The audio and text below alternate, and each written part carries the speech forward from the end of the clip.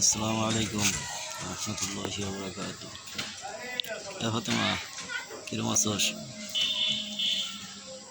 তুই যে আমার কাছে আসতেছিস না, জীবনটাকে এইভাবেই শেষ করবি? তুই যে আমার কাছে কেন আসতেছিস না সেটা তো আমি ভালো মতন জানি, কিন্তু কিছু কইতেছি না যে আইজ হোক কাইল হোক একদিন না একদিন তো ফিরে আসবি সেই বিশ্বাসে। আর এখন এই মুহূর্তে যদি কিছু কই তাহলে হয়তো বা তুই আর নাও আসতে পারোস, এই ভয়তে কিছু কই না। আর নাহলে ওই যে রকিবুল আছে না, রকিবুল সমস্ত নাটের গুরু তো ওই, আমি ভালো মতনই জানি, কিন্তু আমি কিছুই কইতেছি না।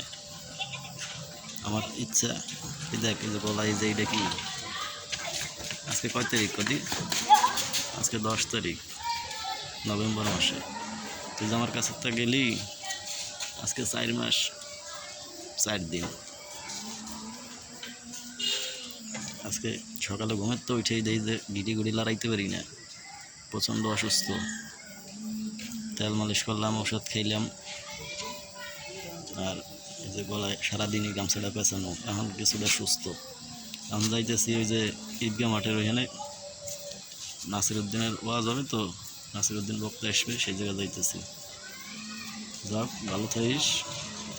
আর তোর বোন এই যে কাজটা করছে এটা কিন্তু মোটেও ঠিক করে নাই।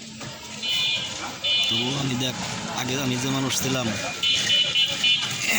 যে কথায় কথায় রাগ হয়ে যেতাম, খাইলে যেতাম, মারতে যেতাম, সেই মানুষটা কতটা ধৈর্যশীল হয়েছে যে তোর বউ নেই এই আকামগুলান করছে, কিন্তু তারপরও আমি কিছু একটা বারও তার দোষ নেই, কিছু কই নেই।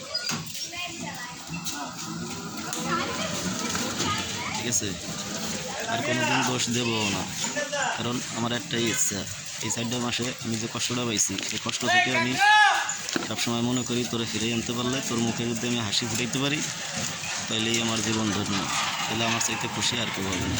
এই নিয়ত করে মনে কর যে আমি ধৈর্য ধরতেছি আর চেষ্টা করতেছি তোরে ফিরেই আনার। জাস্ট তুই ফিরে আসলেই সব কিছু শেষ, আর কোনো ঝগড়া নাই, আর কোনো বিভেদ নাই। ঠিক আছে, কারণ আমার তো একটা শিক্ষা হয়েছে নাকি, আর কোনো দিনও তোর সাথে এরকম ঝগড়া মারামারি কাছাকাছি করবো না। ভালো থাকিস, রাখলাম।